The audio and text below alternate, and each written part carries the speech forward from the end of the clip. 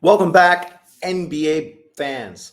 Obviously, we're in the midst of the NBA playoffs 2024. All the seedings are set, and we're even a few games in. And through the first round of games, all the home teams won, which is the first time, I don't know how long, that that's actually happened. So, is that dictating that home teams are going to end up taking advantage of that leverage and win? Or are some of these teams that are obviously not ranked as high going to surprise us moving forward in this NBA playoff series? Um, so let's get to this. I was watching one ESPN show and they were talking about title contenders. This was Nick. I can't remember his name, but I'm sure you guys know who I mean. And according to him, these were the 0%ers for winning the whole thing: Cleveland, Orlando, Indiana, Miami, New Orleans, Sacramento, and the Bulls. We know that the Bulls and Sacramento are already out. Obviously, the other teams have moved through. Um, in my prediction, I look pretty high towards Indiana and Cleveland to at least win their first round games. Miami, obviously, if Butler was completely healthy, the big run they went on last year, they'd be very dangerous, right? And potentially a team that could win the East. The Pelicans, obviously, Zion is down. I feel that they lack some depth, especially in the guard position, to really do well. And as I talked about last week in my NBA playoff breakdown, Orlando has a very good young team, but I think guard depth is really their weakness. And I think it's already been exposed through the first two games so far of the playoffs. And then Sacramento, I was hoping that Fox and Sabonis were going to really step up and make a statement. But unfortunately, they didn't get really the bench help they needed if you really want to do well in the playoffs. And since it was a one-game type of situation, obviously you either do it or you don't. And they did not do it this year, which was a little disappointing. I like Sacramento, and I was hoping at least they would be involved with the tournament moving forward. But, you can't always get what you want. So let's move forward. What do you guys think about these teams? These are teams that Nick thought had zero chance of actually winning the NBA championship. For the most part, I think that's probably true. The only outlier would probably be Miami, especially based on how well the front office, the coaching, and the team has really done. The one topic to bring up, though, is the fact that this year, offensively, they haven't really been clicking the way they were last year. And going to the playoffs, that could or may be a big factor. So here is his latest NBA title pie. So Indiana 1.5, Cleveland 2, New York 3, Lakers 3.5, Minnesota 4, Phoenix 5, Bucks 5, 76ers 5, Clippers 5.5, Dallas 6, Oak City 6.5.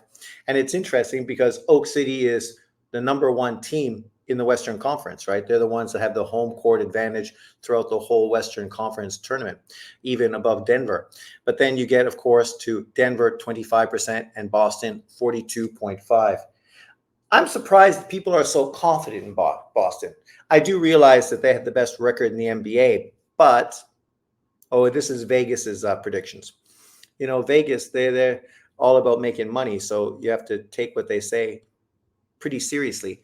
But we've seen Boston. They're in a weak East, not a lot of competition. So, of course, their record is very good. They don't have very much depth on the squad. Sorry, that's just true. Obviously, their front starting five and the six is not bad, solid, right? But we've seen that same team last year against Denver, and they had no shot against Denver. So, what's going to make them do better against Denver this year? That's the question you have to ask yourself. That's the question Vegas has to ask themselves. Because right now, if you put a bet on Denver, you're potentially making some good coin. This is Nick's list. And obviously, he's a little different. He just showed you the zero guys that he thought. Then you got the Clippers, who 1%, New York 1, Minnesota 2. And Minnesota's an outlier because Minnesota's really been performing well. They have good big men, good bench players, a deep bench, and they have potentially one of the best up and coming young superstars in basketball, in Edwards, who was fantastic in game one of the first playoff round. Then, of course, you have Phoenix, Milwaukee. Obviously, with Giannis injured, people aren't really expecting Milwaukee to play so well. But Lillard really stepped up in the first game and really carried them. If he can do that until Giannis comes back, then this may be a non factor. Then, of course, the 76ers, who are now down 2 games. Surprisingly, they had the second game in the bag and they dropped the ball, allowed New York to outwork them and get some open shots in the last minute of the game to pull ahead with the victory. Embiid played very well. So did who's the point guard? Why? Oh, Maxey, another Kentucky player who played really well. And when I was looking at their team, I was saying this team is really going to be directed by how well Maxey plays. Embiid obviously is going to be solid. Hopefully his injury is not going to be too much of an issue. The biggest problem they have is who is their third man to really help the team move forward. Then you have Oak City only at 8%, LA 10%. And I think when you look at this, you got to be a little realistic. You're putting LA with 10%, but they have to play Denver, the ex-champions, in the first round, meaning that really they have probably the toughest match in the first round of the playoffs. So chances are they're not going to get out of the first round of the fucking playoffs. So how are they going to end up winning the championship? And now already they're down 2-0. Great comeback today for Denver. Obviously down 20, ended up rallying and squeezing it out thanks to a fantastic shot from Murray. And then, of course, you have Denver with 15%. Dallas with 20%. And I'm a Dallas fan, so I'm really hoping Dallas does well. I'm hoping Doncic and Irving really carry the team. The rest of the team really seems to have a very good supporting cast of players that know their role. Defenders, three-point shooters, obviously, big rebounders. And a lot of what they do, their success is going to really be based on how well the rest of this team performs. You have to expect that Doncic and Irving are going to be putting up close to 60 points a game.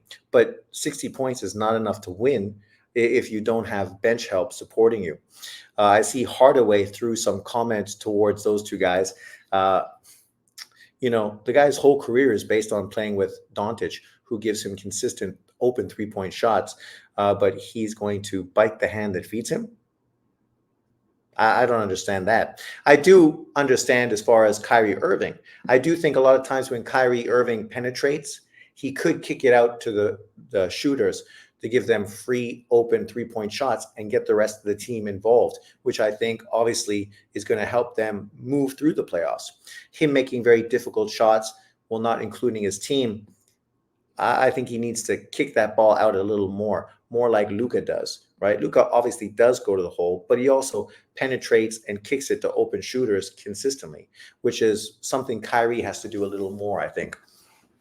And then they have Boston with 30%, which I think is probably, or Nick has Boston at 30%, which I think is probably more of a fair percentage, because I don't think the chances of Boston winning are as high as Vegas was saying. But, let me know in the comment section below, which of these teams do you think has the highest chance of winning this year's NBA playoffs? So let's move through it. So here are the games. Let me just get my face out of there so we can see everything.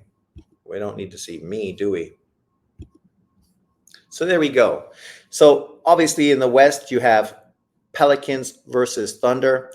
I did feel that if Zion was playing, this would be a very tough matchup for the Thunder, specifically because they're not a very big team and not a very physical team. And I felt that obviously, they would really be punished on the inside by Zion, who, because of his driving and penetration and work on the inside, will open up the three-point shooters. And when New Orleans is really clicking on all cylinders, those three-point shooters are really, really, really firing away and doing well. The problem is when you don't have Zion, who's kicking it out to these open guys, they're not getting so many nice looks. And then obviously the percentages are going to drop and they're not going to nearly be as effective. So Going into this match, I was thinking maybe the Pelicans would upset the Thunder in the first round. But now that Zion is not playing, I am favoring the Thunder specifically because they have the best player in the tournament or the best player in this series in SDG or SDA. And he is a nonstop offensive machine that plays at his own pace, is very effective at getting everyone involved, can score on all three ranges. He is an up and coming superstar to the NBA. Then, of course, you have the Clippers and Dallas. And I was favoring Dallas to win this because historically in the playoffs, Doncic has dominated the Clippers. And I felt that now with Irving to support him and the rest of this team, which is better defensively than they were earlier in this year, and the inconsistencies from the Clippers, from Harden, obviously, people always injured. Westbrook, I mean, he couldn't hit a broadside of a barn with his jump shot. Obviously, they have tons of superstars, but what's the chemistry? You only have one ball, and you have a lot of guys that want to shoot it, a lot of guys that want to control it. So I didn't expect the Clippers to do that well. But in the first game, they were pretty dominant, working from the inside out. And because of that, obviously, Harden really got hot early. And I think that really carried them momentum wise. And they got a huge lead over Dallas that they just could not get ahead of. And they do have home court advantage against Dallas. So, we can expect them to be competitive in the first few games. It'll be interesting to see how this series unfolds. I'm still going to roll with Dallas to beat the Clippers. But at this point, I would not be surprised if the Clippers do work and move through. And them, obviously, against Oak City, that's a very interesting series. Like, I did think Dallas would beat the Thunder, and I'm sort of leaning towards the Clippers to beat the Thunder as well. Then we have Minnesota versus Phoenix. I did feel confident that Minnesota would beat Phoenix. I just feel their defense and rebounding is too much for the small Phoenix squad, who relies on a lot of shooting. And the problem is they have a lot of inconsistent shooters, a lot of ball dominant guards. I mean, Beal has been very disappointing. I mean, that trade has not borne fruit at all. I feel obviously Durant is the best player in this tournament or in that series, but the problem with him is he can be too accommodating for his team. And when he does that, obviously you rely on your team to do what they need to do. But in truth, you may be better off if he was just ball dominant and taking over the squad, because he is in this series easily the best player, even though Edwards is definitely a young up and coming superstar. It was interesting to see the matchup between the two of them, where a lot of times Durant was literally defending Edwards. You're taking your best scorer and you're putting him on their best score, which is a great matchup. But I don't know if Phoenix is going to win if they use Durant as a defensive stopper on Edwards. You're kind of taking him out of what you really need him to do, which is have the offense flow through him. Edwards obviously was great against Durant. He's faster, more explosive. Obviously, Durant is longer, but Edwards was able to capitalize off of his step back jump shot, his strong body and athleticism going to the hole. And he definitely got the better of that matchup. And it'll be interesting to see how this plays out moving forward. It really shows you that Beal and Booker, they just have nothing to do as far as competing against Edwards. They just can't stop him. They can't compete on the same level as him. So that's why they ended up putting Durant on him. Then, of course, you get Denver and LA, as I just mentioned earlier. Obviously, Denver is now 2 games up. Minnesota's 1 game up. Clippers are 1 game up. And I think the Thunder is now 1 game up as well. Oh, yeah. Are they? I think so. I think, right? And obviously for LA, this is now the 10th straight loss they have to Denver. Mentally, you can't dismiss how this is going to sort of get in their psyche, because the problem with them after today was they really wanted LeBron, AD, and somebody else to perform. And they felt if they had that third player perform, then they would probably win that game. And they did. What's his face? The lefty point guard that used to What's his name? I can't remember. Come on, you know who I mean. But he played great today, was shooting very well. And they had great performances from those three-star players. And even with that, they still ended up losing late because of some poor play in the fourth quarter. And for Denver, Denver didn't play their best game, right? Murray was very cold to start off the game. Obviously, he did very well at the end. Luka, oh sorry, the Joker wasn't really being very aggressive offensively earlier. What stats he put out? He ended up having 27 points, 20 rebounds, and that's where Denver is beating LA. They're crushing them on second chance points and rebounding, and because of that, that's why they've won the first two games. If LA cannot rebound better and sort of stop Denver's dominance on the boards, it's going to be a short series. It potentially could be the second sweep in a row, Denver over LA, which would be obviously crushing for LeBron James and just his legacy, right? You're in a position where you have a super team around you. AD's an all-star, and you're an all-star. Obviously, both MVP type caliber players, both great defenders. You put a team around you that are integral parts, pieces of a team that help both of you perform better. And yet then you still can't get over the Denver hurdle. I definitely think Denver versus Minnesota is going to be a very good game in the next round. I think that probably is going to determine which team is going to move through the West.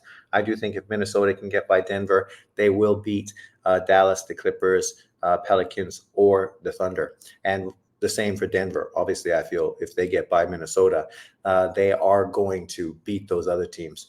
And that's the way I predict the West. Let's take a quick look at the East. Boston, Miami. Obviously, last week when I made my first predictions, it was before Butler was injured. And I did think that both the Thunder and Boston, the two first seeded teams, could potentially lose in the first round, right? Miami was very, very good last year in the playoffs. And you could imagine them psychologically getting into Boston's head this year once again and potentially knocking them off, the pedestal early. But unfortunately, this Miami team doesn't look quite the same as last year, and this Boston team is a little better. I still don't think they have depth to play against either Minnesota or Denver, who I think will beat them when it comes to it. But they definitely have enough to beat the teams in the East, which are all pretty limited in truth. Then you get the next round, Cleveland versus Orlando. I did pick Cleveland to win, and I'm pretty confident Cleveland's going to win.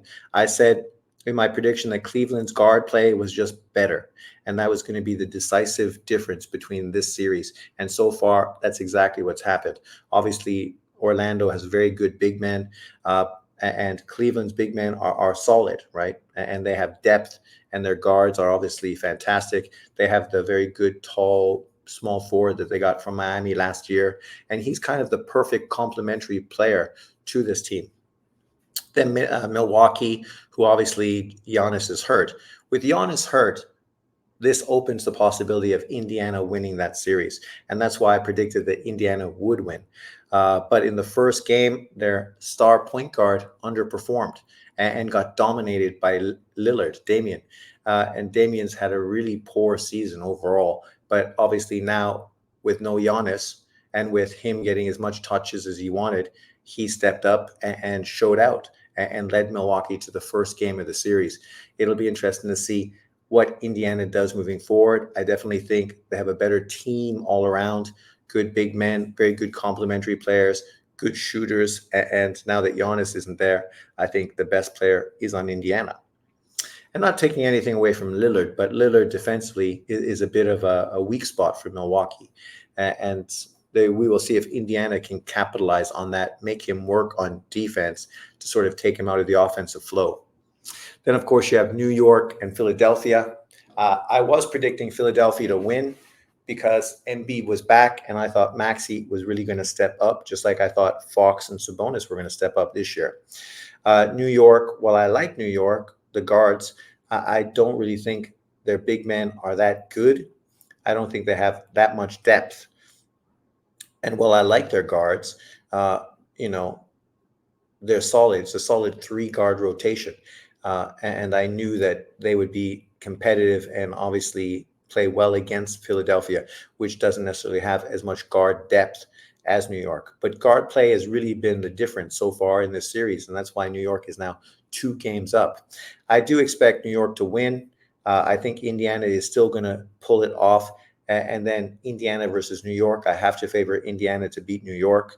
I think the Cavaliers are going to beat Orlando and then meet Boston next. I do think Cleveland will give Boston a good series, but I think Boston probably will just beat them because they just have too much weapons compared to Cleveland. I don't think Mobley offensively is as aggressive as he should be. And I think that could definitely be the difference between these two teams, not having much of an inside presence offensively. Whereas obviously Porzingis and Horford both contribute offensively very well for Boston. Both can stretch the floor. Both are really consistent three-point shooters. If they could get that from Cleveland, from Mobley, I think that could be enough to lead them past Boston. But Mitchell's also going to have to step up and prove that he is one of the best players in the league. So far, I don't think he's done that yet, but obviously it's early in the playoffs and we'll see what happens moving forward.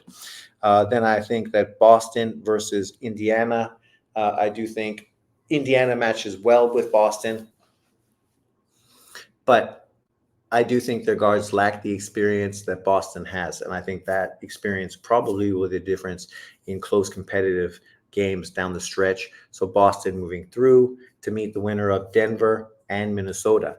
I'm going to pick Denver because Denver is my team, but I would not be shocked or surprised at all if Minnesota wins. And I do think the team from the West is going to win again this year. I think this weak East has made Boston seem better than they actually are. And I think once they step up with a very good West Conference team, the holes are going to be exposed. The lack of depth and defensively, the guys coming off the bench, I think just defensively aren't that stellar. You have good three-point shooters, but they're both primarily limited players defensively, and I think that can be exploited by Denver and Minnesota. Let me know in the comment section what you think. Do you agree with this or do you have a different opinion? Feel free to leave it in the comment section below. I'd love to see what you have to think. So here's my predictions. New York, Indiana, Cleveland, Boston, Boston getting through, Oak City versus Dallas, Minnesota versus Denver, Denver beating Minnesota, Dallas getting by Oak City, and Denver meeting Boston in the finals, and Denver repeating. And if they repeat, man, it's going to be really hard for the haters to continue to dismiss and discredit the Joker, potentially getting his third MVP this year. I'm leaning towards Dallas's Luka because the dude's putting up 34, 9, and 9 in the regular season. I mean, those numbers were good enough for Embiid to be considered the front runner. I don't understand why they're not good enough to consider Luka the front runner. He should be. He brought his team right into playoff contention. Obviously got 50 games this year. They won, even though they started slow and obviously had to fill some weaknesses as the season progressed. They implemented those new players, and it's done very well so far. I do think Denver's team is better, and I do think Luka deserves it. But I'm not surprised if Joker gets his third and wins his second NBA championship and wins his second NBA playoff MVP award. And those kind of stats and numbers are definitely going to put him in the elite of all-time elite. They were talking about him and his triple doubles that he's done so far in the playoffs. Specifically, I think it's the 20 rebound type of things. And there was only 4 players in history. Was it 4 or just 2 that have done that before? And maybe it was just 2. And then they were saying, and then you look at the Joker, who's literally done it 4 times himself, right? It really shows you the dominance that he has right now in the playoffs. And just this at this time in the league, people want to dismiss him because of his lack of athleticism. But if you are smarter than everyone else playing with you, and physically you're a behemoth with one of the best touches and feels in the game, you're going to be very successful. You may not be Defensive Player of the Year, but you might be a 3-time MVP, a 2-time NBA champion, and a 2-time NBA playoff MVP. But let me know what you think in the comment section below. So who are you rolling with in this year's NBA playoffs? I just showed you mine. Show me yours. Obviously, I'm going to be making videos as we move forward and see exactly who wins the first round of the playoffs to see if my predictions were correct or completely false. And then we'll move through after that. So call me out on it. Call me out on my my errors of judgment, because I am not above making mistakes. But thanks for watching. Remember to like, subscribe, and share. And I will see you next time. Thanks, everyone, for jumping in. I appreciate it. Peace out.